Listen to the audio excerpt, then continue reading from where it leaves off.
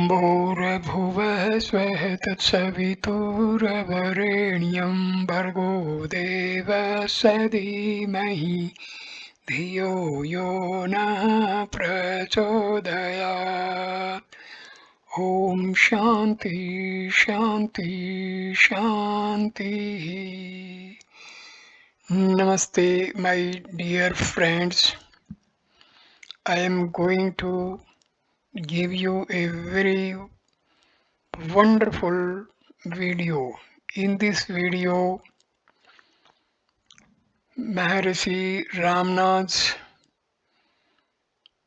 disciple A. Devraj Mudaliar has collected various spiritual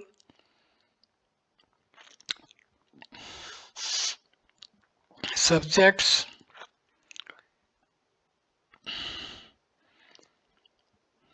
of Maharshi Ramana. ॐ भूर्भुवः स्वः तत्सवितुर्वरेण्यं भर्गो देवस्य धीमहि धियो यो नः प्रचोदयात्. ॐ शान्ति शान्ति शान्तिः. Namaste, my dear friends. This is video number 2 on the gems from Sri Ramana Maharshi. This video starts with gem number 7, Grace and Guru. I have not said that a Guru is not necessary, but a Guru need not always be in human form. First, a person thinks that he is inferior and that there is a superior, all-knowing, all-powerful God who controls his own and the world's destiny and worships him or does bhakti. When he reaches a certain stage and becomes fit for enlightenment, the same God whom he was worshipping comes as a Guru and leads him onward. That Guru comes only to tell him that God is within yourself. Dive within and realize God, Guru and the Self are the same. Realization is the result of the Master's Guru's grace. More than teachings, lectures, meditations, etc., they are only secondary aids, whereas the former is the primary and essential cause. Guru's grace is always there. You imagine it to be something somewhere high up in the sky, far away, and which has to descend. It is really inside you, in your heart, and the moment by any of the methods you effect subsidence or merger of the mind into its source, the grace rushes forth, spouting us from a spring from within you. Contact with Gyanis is good. They will work through silence. A Guru is not the physical form, hence his contact remains even after the physical form of the Guru vanishes. After your bhakti to God has matured you, God comes in the shape of a Guru and from outside pushes your mind inside. While being inside as self, he draws you there from within. Such a Guru is needed generally, though not for very rare and advanced souls. One can go to another guru after one's guru passes away. But after all, gurus are one, as none of them are the form. Mental contract is always the best. Satsang means association with Sat or reality. One who knows or has realized Sat is also regarded as Sat. Such association is absolutely necessary for all. Sankara has said in all the three worlds there is no boat like satsang to carry one safely across the ocean of births and deaths. Guru not being physical, his contact will continue after his form vanishes. If one Jnani exists in the world, his influence will be felt by or benefit all people in the world, and not simply his immediate disciples. As described in Vedanta Chudamani, all the people in the world can be put under four categories: the Guru's disciples, Bhaktas, those who are indifferent to him, and those who are hostile to him. All these will be benefited by the existence of the Jnani, each in his own way and to various degrees. From the book Divine Grace Through Total Self-Surrender by D.C. Desai, Bhagwan read out the following quotations by Paul, Paul Brunton for our benefit. Divine grace is a manifestation of the cosmic free will in operation. It can alter the course of events in a mysterious manner through its own unknown laws, which are superior to all natural laws and can modify the latter by interaction. It is the most powerful force in the universe. It descends and acts only when it is invoked by total self surrender. It acts from within because God resides in the heart of all beings. Its whisper can be heard only in a mind purified by self surrender and prayer. Rationalists laugh at it and atheists scorn it, but it exists. It is a descent of God into the soul's zone of awareness. It is a visitation of force unexpected and unpredictable. Predictable. It is a voice spoken out of cosmic silence. It is cosmic will which can perform authentic miracles under its own laws. In truth, God and the Guru are not different.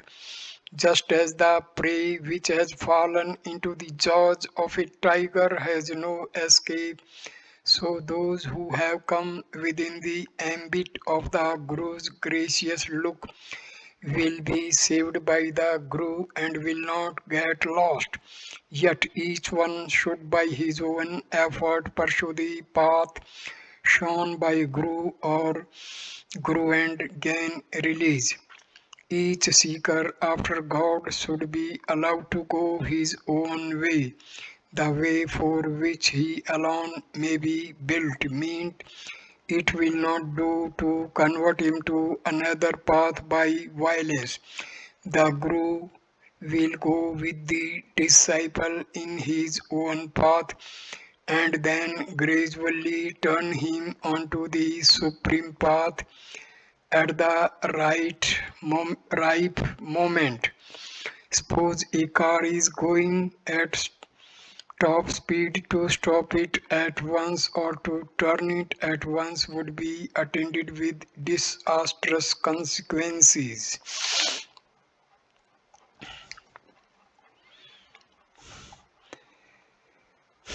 Gem number 8, self realization.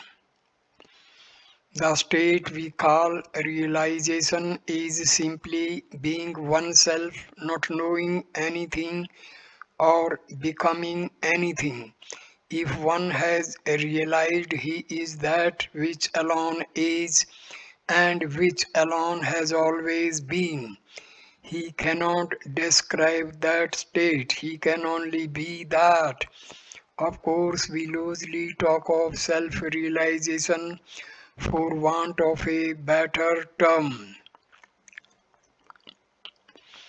That which is peace. All that we need do is to keep quiet. Peace is our real nature. We spoil it.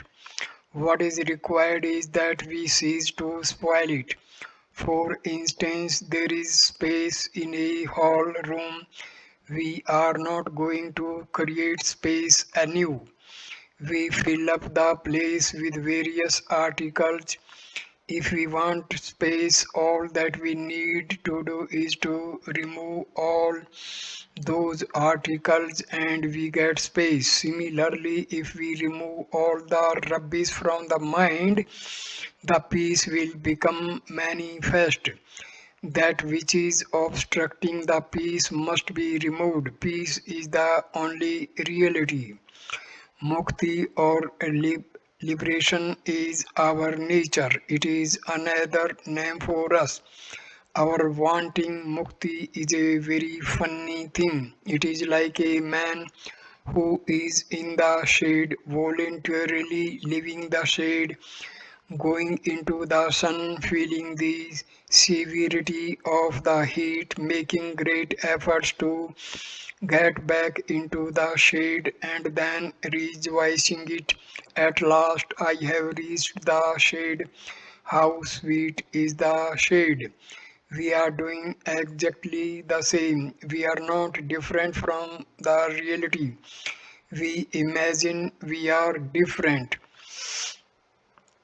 That is, we create the Bheda Bhava, the feeling of difference, and then undergo great sadhanas to get rid of the Bheda Bhava and realize the oneness. Why imagine or create the Bheda Bhava and then destroy it? It is false to speak of realization. What is there to realize? The real is as it is ever. How to realize it? All that is required is this: we have realized the unreal. That is regarded as real what is unreal. We have to give up this attitude. That's all that is required for us to attain jnana. We are not creating anything new or achieving something which we did not have before. The illustration given in the books is this: we dig a well and create a huge pit. The akasa, space in the pit or well, has not been created by us. We have just removed the earth which was filling the akasa there. The akasa was there then and is also there now. Similarly, we have simply to throw out all the age-long sanskaras, innate tendencies which are inside us. When all of them have been given up, the self will shine alone. Effortless and choiceless awareness is our real state. If we can attain it or be in it, it is all right. But one cannot reach it without effort, the effort of deliberate meditation. All the age long vasanas, latent tendencies carry the mind outwards and turn it to external objects. All such thoughts have to be given up and the mind turn inward. For most people, effort is necessary. Of course, every book says, Summa iru, be quiet or still, but it is not easy. That is why all this effort is necessary. Even if you find one who has effortlessly achieved the mona silence or supreme state indicated by, you may take it that the effort necessary has already been completed in a previous life. Such effortless and choiceless awareness is reached only after deliberate meditation. The books no doubt speak of sarvana, hearing, manana, reflection, nididhyasana, one pointed concentration, samadhi, and saksatkaram, realization. We are always the sakshat, real, and what is therefore one to attain karam after that. We call this world sakshat or pratyaksha, directly present.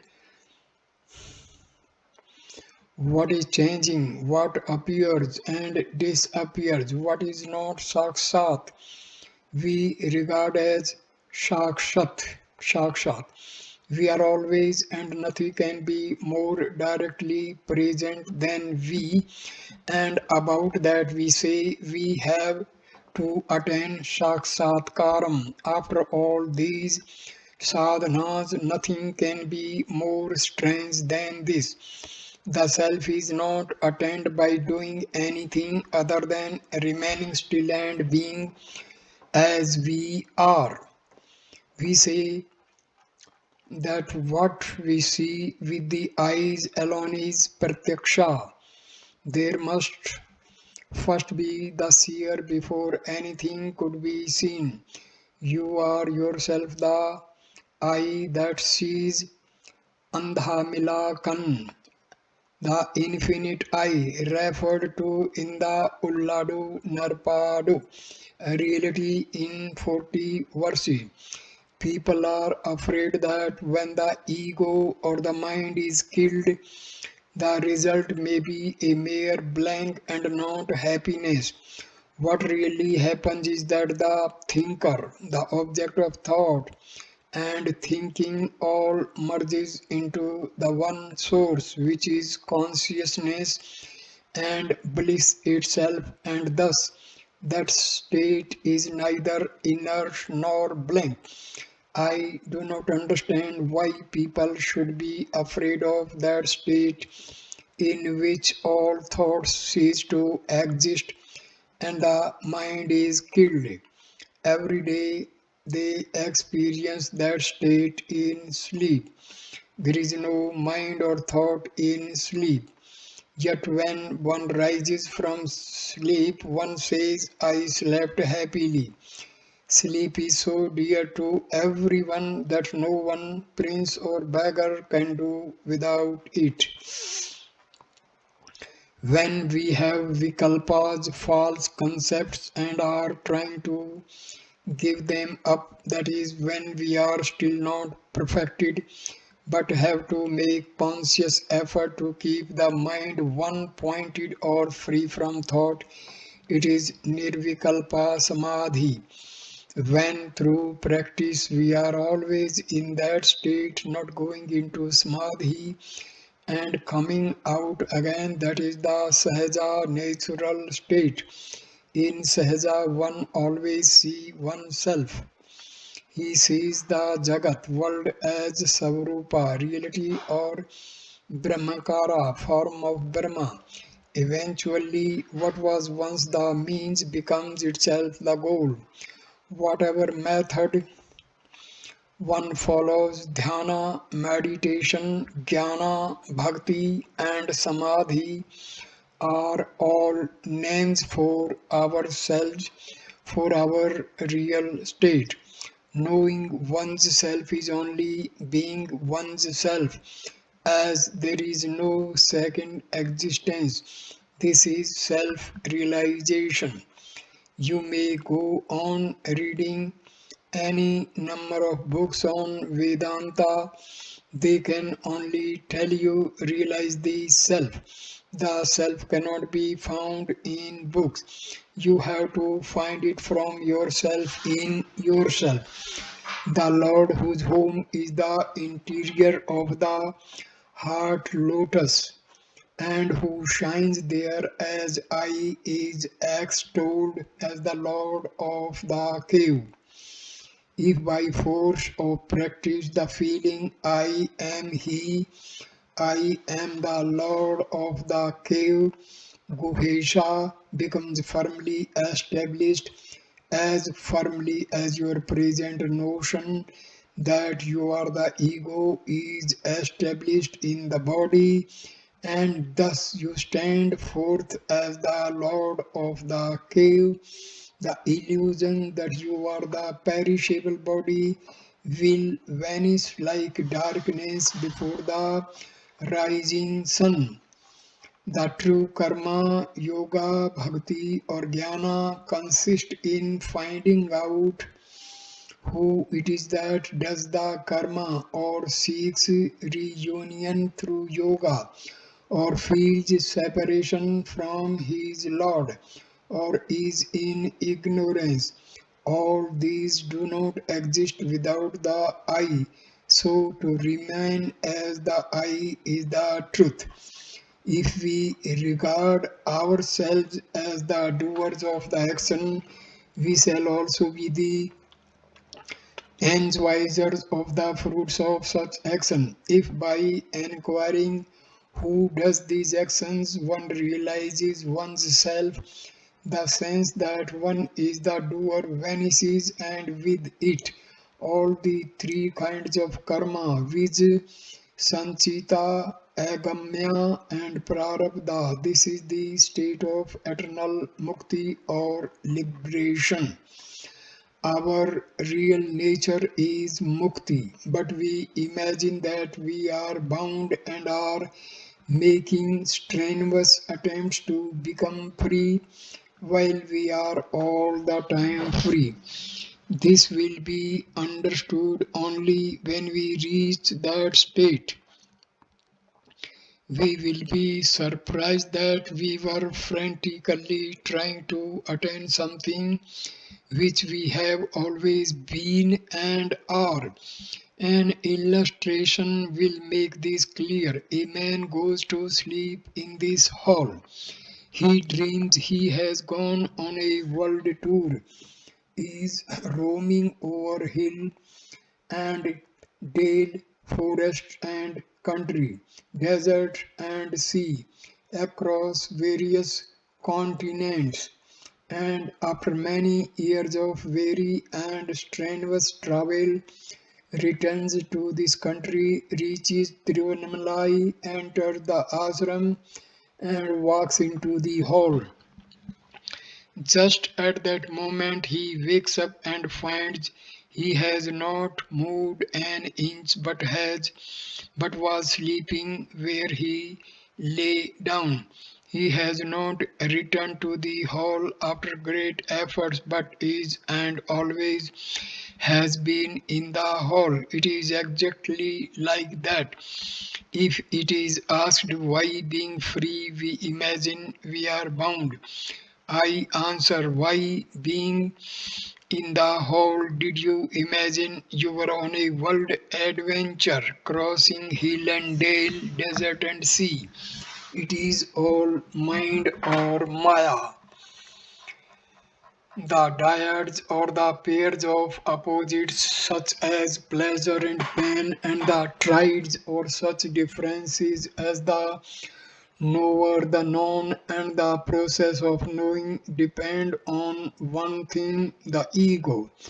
When one seeks for that thing in the heart and finds out its real nature, they will vanish. Those alone who have found out the real nature of the ego have seen the reality. They will have no more doubts or anxieties. There is no knowledge apart from ignorance and no ignorance apart from knowledge. That alone is jnana or real knowledge, which when inquiring to whom this knowledge or ignorance arises, reaches that source which is the self. The thought I am the body is ignorance. That body is not apart from the self is knowledge. The body is a mental projection. The mind is the ego, and the ego rises from the self. The body thought is distracting and strays away from the self. For whom is the body or birth? Not for the self, the spirit. It is for the non-self which imagine itself separate from the self. So long as there is the sense of separation, there will be afflicting thoughts. If the original source is regained and the sense of separation ends, there is peace. A, a stone picked up from its place and thrown up into the sky has no rest till it comes back to earth. The waters of the sea evaporating and rising into the sky as clouds find no rest till they come back as rain and finally rush back to the sea. The ego can have peace only when it merges back into its source, the self. Seeing God in any form and speaking to Him is as real as your own reality. In other words, when you identify yourself with the body, in the waking state you see gross objects, when in the subtle body, the mental plane as in dream, you see objects equally subtle in the absence of all identification, as in dreamless sleep you see nothing. The objects seen bear a relation to the state of the seer. The same applies to visions of gods. By long practice, the figure of God as meditated upon appears in dream and may later appear even in the waking state. There was a saint by the name Namdev. He could see, talk and play with Vithoba, the god of Pandharpur. God had to teach him that was not enough and one must press on further and realize the self where seer and seen are one. Vision of Shiva. Vision is always of an object that implies the existence of a subject. The value of the vision is the same as that of the seer. The nature of the vision is on the same plane as that of the seer. Appearance implies disappearance as well. Whatever appears must also disappear. A vision can never be eternal, but Shiva is eternal. Visvarupa Darshan, vision of the cosmic form, and Visvatma Darshan, vision of the universal self, are the same. Such darshan is not by eyesight or in any gross fashion. As there is only being, without a second, anything seen cannot be real. That is the truth. The moral behind the story of Ashtavakra and Janaka is simply this: the disciple surrenders himself to the master. That means there is no vestige of individuality retained by the disciple. If the surrender is complete, all sense of individuality is lost and there is no cause for misery. The eternal self is only happiness and that is revealed.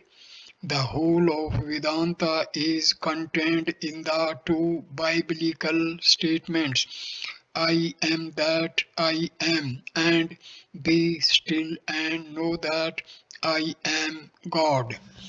There is a state beyond our efforts or effortlessness. Until that is realized, effort is necessary. After tasting such bliss, even once one will repeatedly try to regain it. Having once experienced the bliss of peace, no one would like to be out of it or engage himself otherwise. It is as difficult for a jnani to engage in thoughts, as it is for an ajnani to be free from thought. Any kind of activity does not affect a jnani. He remains ever in eternal peace. Ishta Devta, deity of one's choice, and Guru are aids, very powerful aids on this path. But for an aid to be effective requires your effort also. Your effort is a sine qua non. It is you who should see the sun. Can spectacles and the sun see for you? You yourself have to see your true nature. Not much aid is required for doing it. First one sees the self as object, then one sees the self as void, and then one sees the self as the self. Only in this last case is there no seeing, because seeing is becoming. The more we control thought, activity, and food, the more we will be able to control sleep. But moderation ought to be the rule for the sadhak aspirant, as explained in the Gita. As explained in the Gita, sleep is the first obstacle for all sadhakas.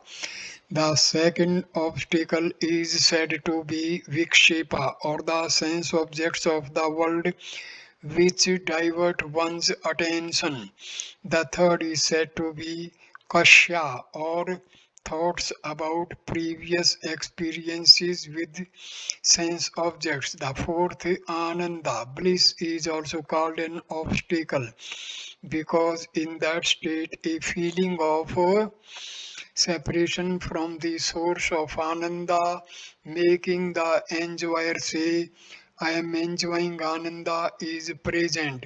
Even this has to be surmounted, and the final stage of Samadhana or Samadhi has to be reached, where one becomes Ananda, or one with the reality and the divinity of enjoyer, and enjoyment ceases in the ocean of Satchit Ananda, existence, consciousness, bliss, or the self. The power of a Jnani's self realization is more powerful than all occult powers. To the Jnani, there are no others. But what is the highest benefit that can be conferred on others, as we call them?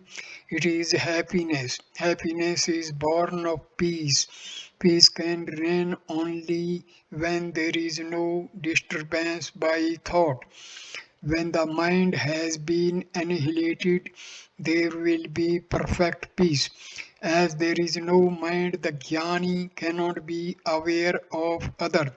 But the mere fact of his self realization is itself enough to make all other peaceful and happy.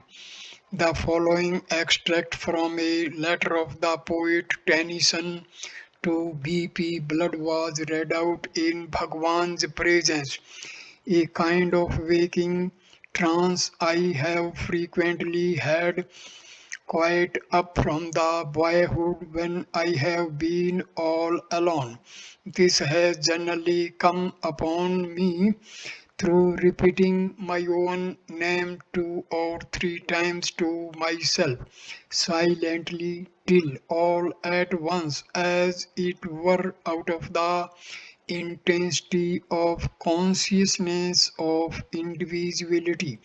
The individuality itself seemed to dissolve and fade away into boundless being, and this not a confused state, but the clearest of the clearest, the surest of the surest, the weirdest of the weirdest, utterly beyond words, where death was an almost laughable impossibility, the loss of personality, if so it were, seeming no extinction but only true life.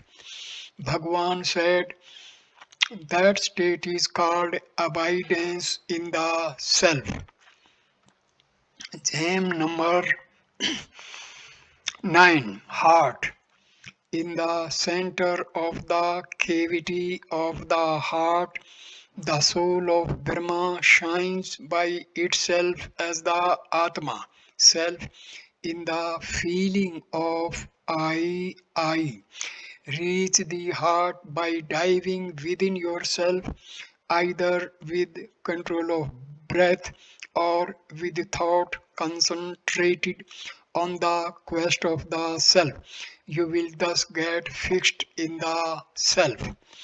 I have been saying all along that the heart center is on the right side, learned even when learned men differed from me. I speak from experience. I knew it even in my home during my trances, samadhi. Again, during the incident recorded in self realization, I had a very clear vision and experience.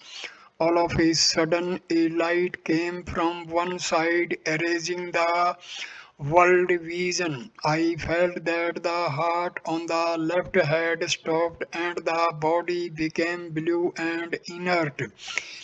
Vasudeva Shastri embraced the body and wept over my death. But I could not speak. All the time I was feeling that the heart center on the right was working as well as ever. This state lasted 15 or 20 minutes. Then suddenly something shot out from the right to the left like a rocket bursting into the sky. The blood resumed circulation and the normal condition of the body was restored. The entire universe is condensed in the body and the entire body in the heart. Thus, the heart is the nucleus of the whole universe.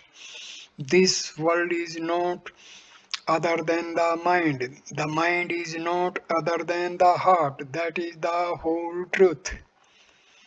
The source is a point without any dimensions. It expands as the cosmos on the one hand and as infinite bliss on the other. That point is the pivot form. It is single Vashna starts and expands as the experiencer. I, the experience and the experienced the world. To Rama, who questioned Vasishtha, which is that big mirror in which all these are mere reflections. What is the heart of all souls or creatures in this universe? Vasishtha replied, all creatures in this universe have two kinds of hearts. one to be taken note of and the other ignored. Here their respective traits. The one to be ignored is the physical organ called the heart, which is situated in the chest as a part of the perishable body. The one to be taken note of it is the heart, which is of the nature of consciousness. It is both inside and outside us and has neither an inside nor an outside. This is the really important heart. It is the mirror which holds all reflections. It is the basis and source of all objects and all kinds of wealth. Therefore, it is only that consciousness which is the heart of all, not that organ, a small part of the body which is insentient like a stone and perishable. So one can achieve the eradication of all desires and control of breath by the practice of merging the mind in the heart, which is pure consciousness. Concentrating one's thoughts solely on the self will lead to happiness or bliss. Drawing in the thoughts, restraining them, and preventing them from going outward is called vairagya. Fixing them in the self is sadhana or abhyasa, practice. Concentrating on the heart is the same as concentrating on the self. The heart is another name for the self. The self is the heart. The heart is self-luminous. Light arises from the heart and reaches the brain, which is the seat of the mind. The world is seen with the mind, that is by the reflected light of the self. It is perceived with the aid of the mind. When the mind is illumined, it is aware of the world. When it is when it is not itself so illumined, it is not aware of the world. If the mind is turned inward towards the source of light, objective knowledge ceases and the self alone shines forth as the heart. The moon shines by the reflected light of the sun. When the sun has set, the moon is useful for revealing objects. When the sun has risen, no one needs the moon, although the pale disk of the moon is still visible in the sky. So it is with the mind and the heart.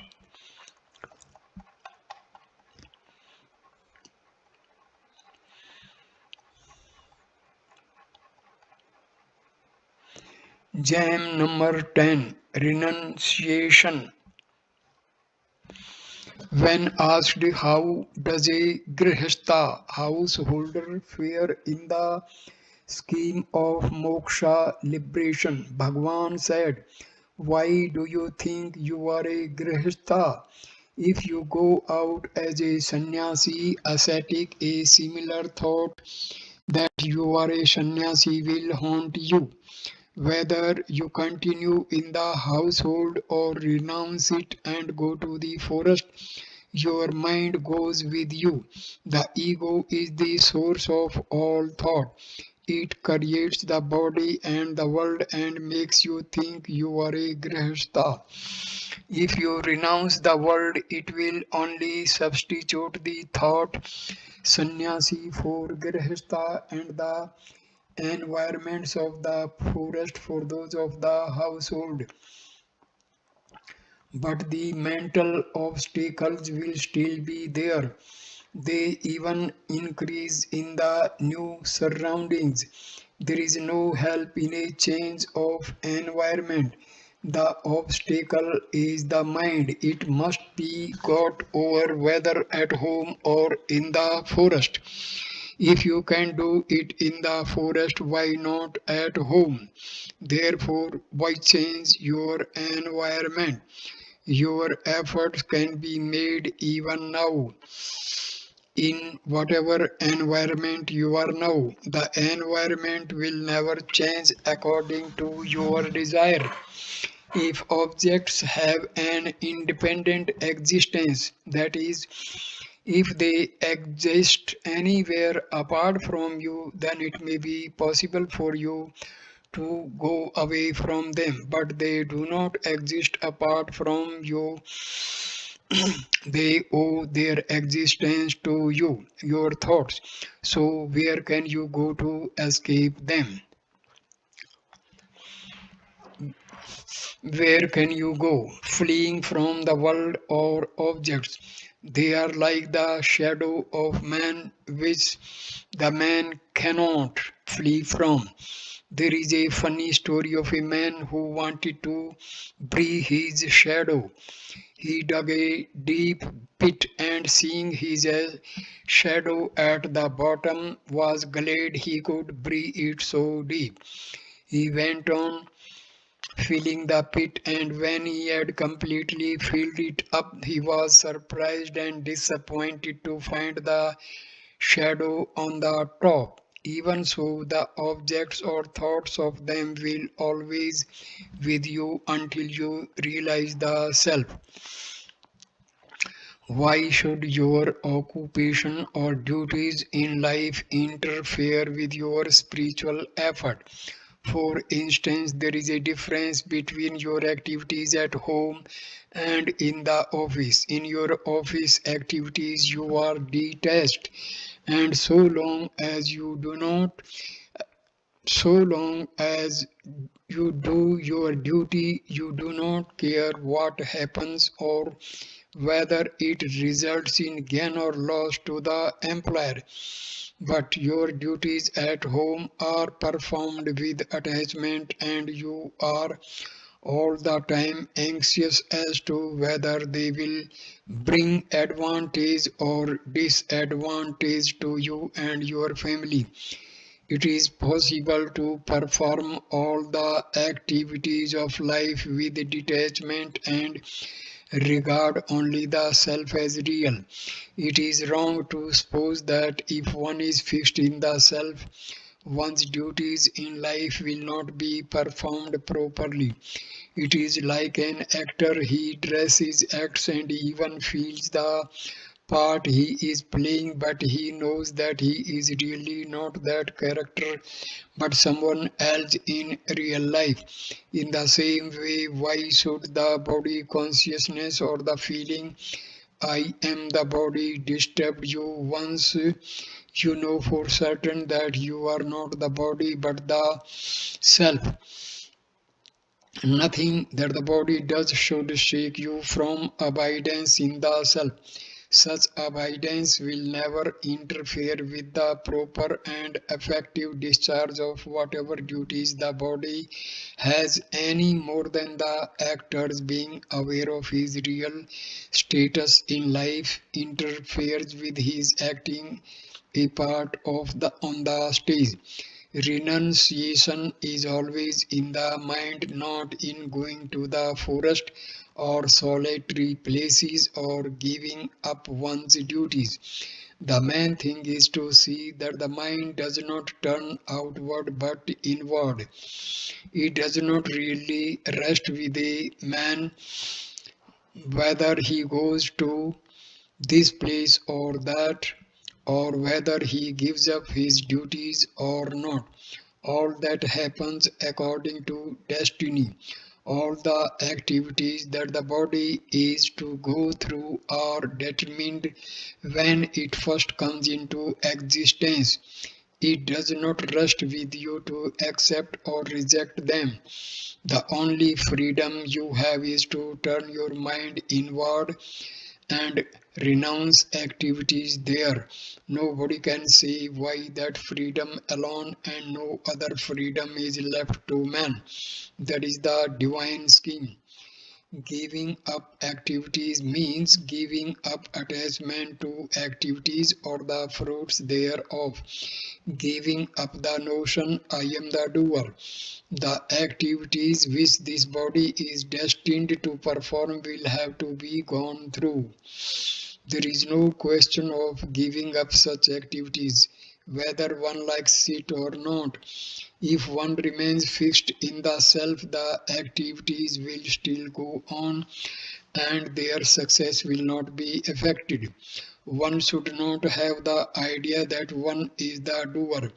The activities will still go on. That force, by whatever name you call it, which brought the body into existence, will see to it that the activities which this body is meant to go through are brought about.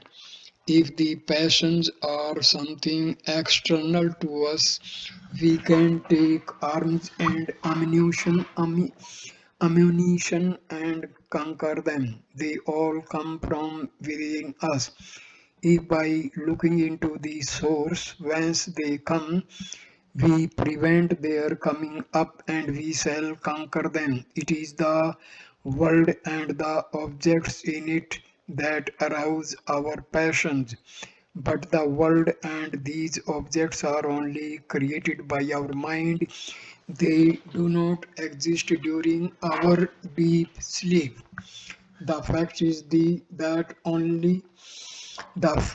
that any amount of action can be performed and performed quite well by the Jnani without his identifying himself with it in any way or ever imagining that he is the doer.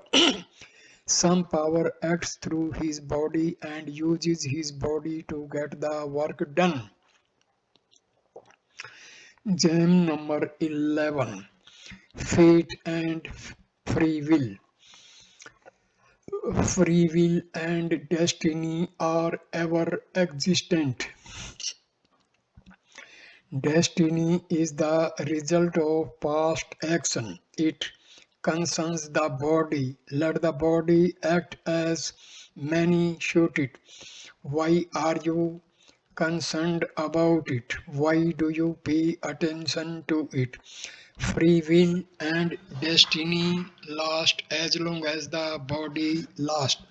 But jnana transcends both. The self is beyond knowledge and ignorance. Whatever happens, happens as the result of one's past actions, of divine will, and of other factors. There are only two ways to conquer destiny or the independent of it. One is to inquire for whom is this destiny and discover that only the ego is bound by destiny and not the self, and that the ego is non existent. Therefore,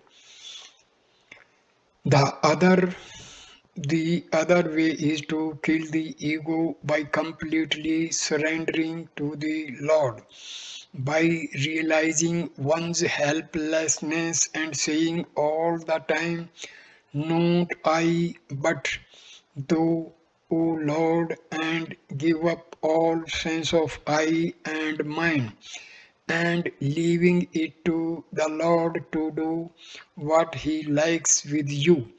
Complete effacement of the ego is necessary to conquer destiny. Whether you achieve this effacement through self-enquiry or bhakti marga, path of devotion, everything is predetermined, but a man is always free not to identify himself with the body and not to be affected by the pleasures or pains consequent on the body's activities. Those alone who have no knowledge of the source whence fate and free will arises will dispute which of them can conquer the other. Those who have realized their self, which is the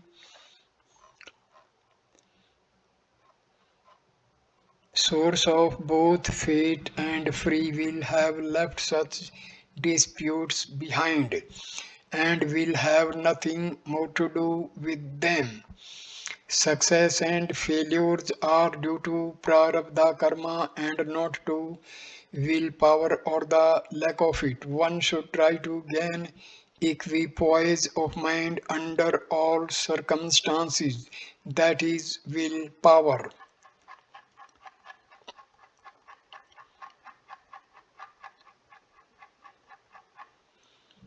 Gem number 12. Jnani. A jnani has attained liberation even while alive here and now. It is immaterial to him as to how, where, and when he leaves the body. Some jnanis may appear to suffer, others may be in samadhi, still others may disappear from sight before death. But that makes no difference to their jnana. Such suffering is only apparent, seeming real to the onlooker, but not felt by the jnani, for he has already transcended the mistaken identity of the self with the body. The jnani does not think he is the body. He does not even see the body. He sees only the self in the body. If the body is not there but only the self, the question of its disappearing in any form does not arise. It is mentioned that the greatest malady we have is the body, the bhava disease of birth, and if one takes medicine to strengthen and prolong its life, it is like a man taking medicine to perpetuate his disease. A Sanskrit verse in Canto 11 of the Bhagavata says, the body is not real, impermanent, whether it is at rest or moves about, and whether by reason of prarabdha it clings to him or falls off from him. The self-realized Siddha is not aware of it, even as the drunken man blinded by intoxication is unaware of whether his cloth is on his body or not.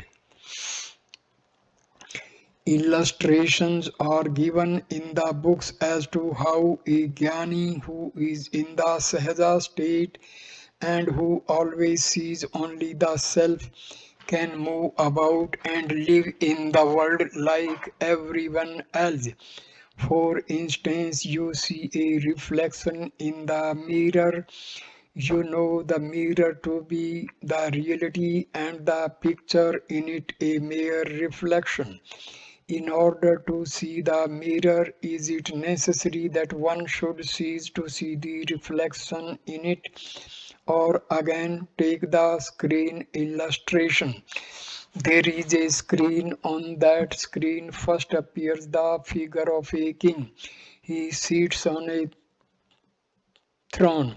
Then before him in that same screen a play begins with various figures and objects, and the king on the screen watches the play on the same screen. The seer and the seen are mere shadows on the screen, which is the only reality sporting these pictures. In the world also the seer and the seen together constitute the mind, and the mind is supported by or based on the self. You are under the impression that you are the body, so you think the jnani also has a body. Does the jnani say he has a body? He may look to you as having a body and doing things with the body as others do. The burnt rope still looks like a rope, but it cannot serve as a rope if you try to bind anything with it. As long as one identifies oneself with the body, all this is difficult to understand. Examine all the different kinds of states.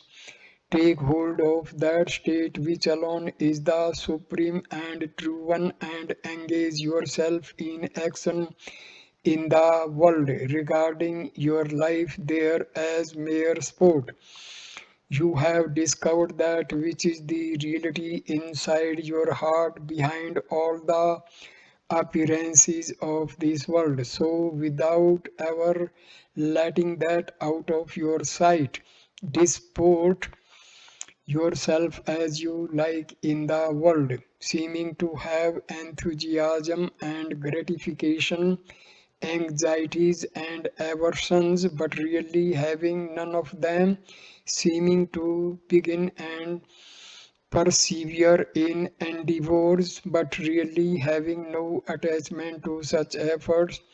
Engage yourself in the affairs of the world without any detriment to yourself, freeing yourself from all sorts of bonds, maintaining the same equanimity and doing work externally in conformity with the environment in which you find yourself. Dispose yourself as you like in the world. He whose mind is not attached to any desires does no action in reality. Though his body may act, he is like one who hears a story with his mind elsewhere. Similarly, the man whose mind is full of desires is really acting, though his body may be actionless. A man may be sleeping here with his body inert, and yet he may be climbing hills and falling from them in dream at the same time.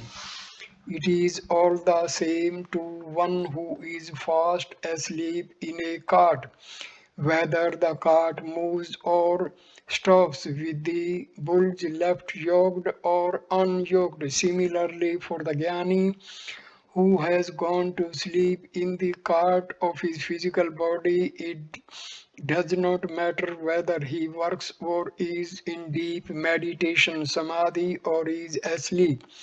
The statement that the Jnani retains prarabdha while free from sanchita and agamya karmas is only a formal answer to the questions of the ignorant. Of several wives, none escapes widowhood when the husband dies. Even so, when the doer goes, all three karmas vanish. The non-action of the sage is really unceasing activity. His characteristic is eternal and intense activity. His stillness is like the apparent stillness of a very fast rotating top. Its extreme speed cannot be followed by the eye, and so it appears to be still. This must be explained as people generally mistake the stillness of the stage for alertness.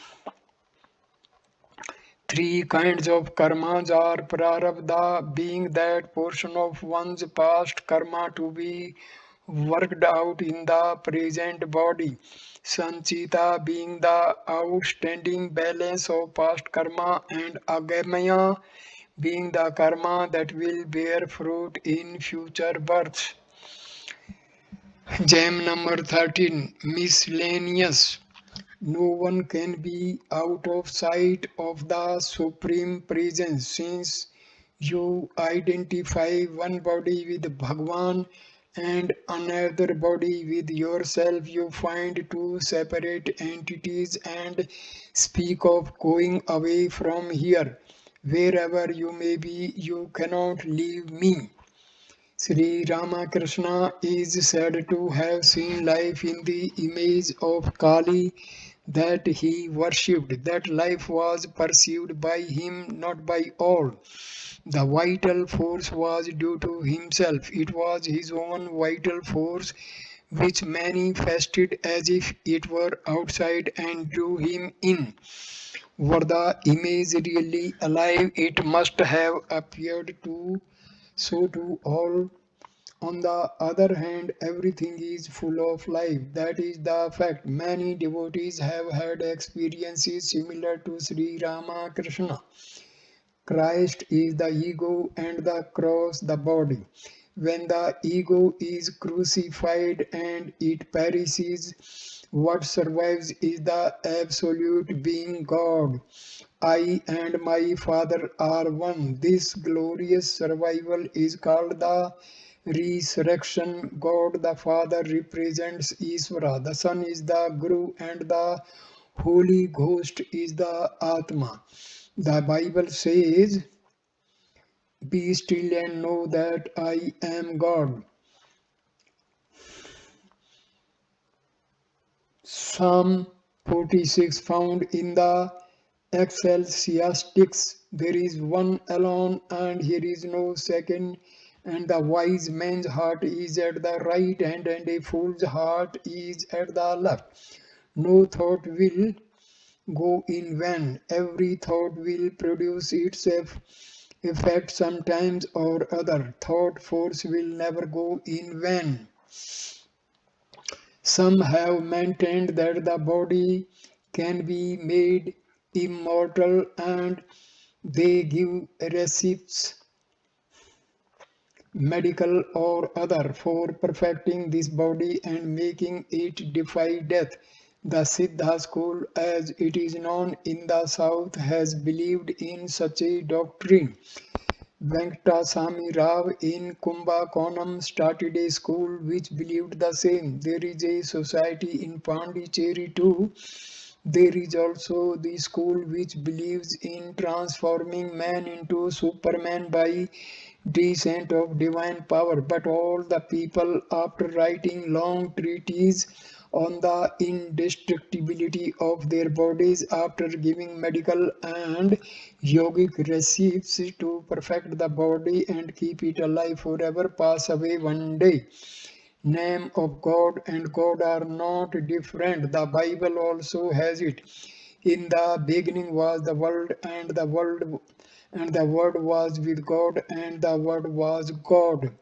In the beginning was the word and the word was with God and the word was God. In the name Rama, Ra stands for the self and Ma for the ego.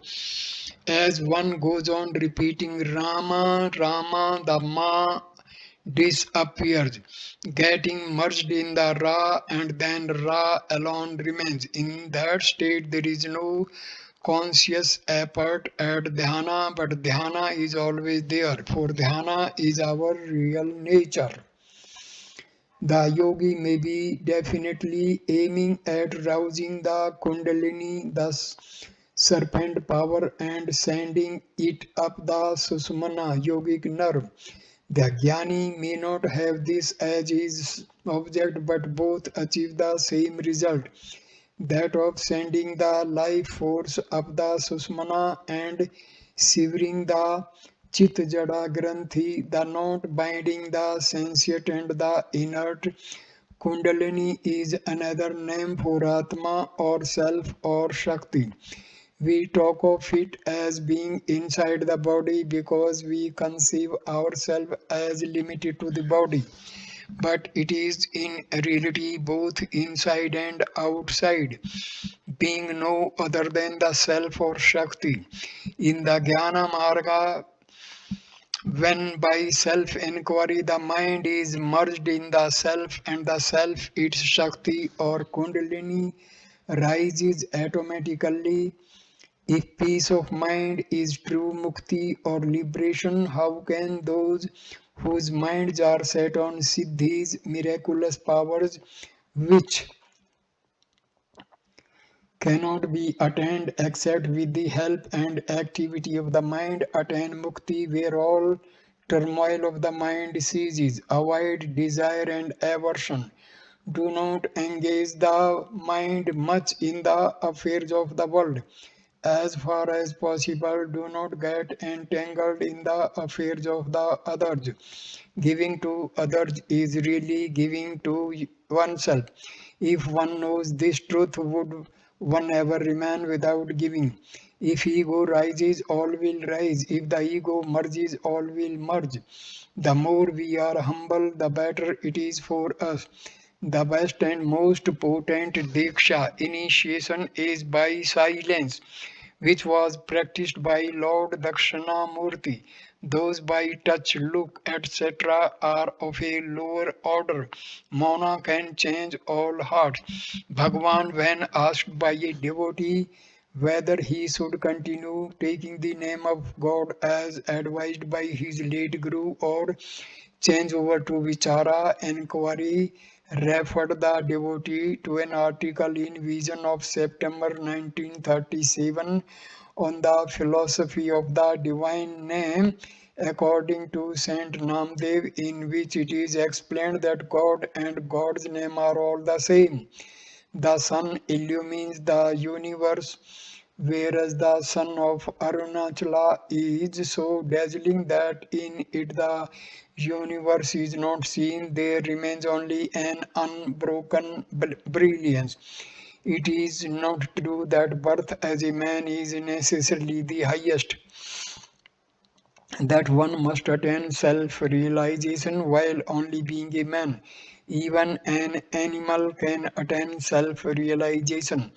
There is no need there is no need for anyone to start reforming the country or the nation before reforming himself. Each man's first duty is to realize his true nature. If after doing this he feels like reforming the country or nation, by all means let him take up such reform. Swami Ram Tirtha advertised wanted reformers, but reformers who will reform themselves first. No two persons in the world can be alike or can act alike. External differences are bound to persist, however hard we may try to eliminate them. The only solution is for each man to realize his true nature. The Brihadaranyaka Upanishad says Aham is the first name of God. The first letter in Sanskrit is A and the last letter Ha, and Aha thus includes everything from the beginning to the end. The word I am means that which exists self-shining and self-evident. I am Atma, Aham all refer to the same thing. In the Bible also, I am is given as the first name of God. If we concentrate on any thought and go to sleep in that state, immediately on waking up the same thought will continue in our mind. People who are given chloroform are asked to count 1, 2, etc. A man who goes under after saying 6, for instance, will when he comes round again start saying 7, 8, etc. When I lay down with limbs outstretched and mentally enacted the death scene and realized that the body would be taken and cre- cremated and yet I would live, some force, call it Atmic power or anything else, rose within me and took possession of me. With that, I was reborn and I became a new man. I became indifferent to everything afterwards, having neither likes nor dislikes. From silence came thought, from the thought the ego, and from ego speech. So if speech is effective, how much more so must be its source. Karpura Arthi, burning camphor before God, is symbolic of burning away the mind by light of illumination. Vibhuti, sacred as is Shiva, absolute being, and Kumkum, vermilion powder is Shakti, consciousness. The Puranas speak of this hill, Arunachala, as being hollow with cities and streets inside it. I have also seen such things in visions. The books speak of the heart as a cavity, but penetration into it proves it to be an expanse of light. Similarly, the hill is one of light. The caves, etc., are covered up with that light. The means prescribed for securing the spiritual end, such as charity, penance, sacrifice, dharma, virtuous conduct, yoga, bhakti, devotion, and the and itself described variously as heaven, the supreme object, peace, truth, grace, the quiescent state, deathless death, true knowledge, renunciation, moksha, liberation, and bliss are all nothing but being free from obsession that the body is self. Give up regarding yourself as this despicable body and realize your real nature, which is one of eternal bliss. Seeking to know thyself while still anxious about the welfare of the body is like attempting to cross a stream with the aid of a crocodile for a raft. Not desiring the non-self is dispassion, vairagya. Inhering in the self is jnana. Both are the same. So I conclude this video, and all the gems are covered in these two videos. Thank you for watching this video. Namaskar, my dear friend. Thank you.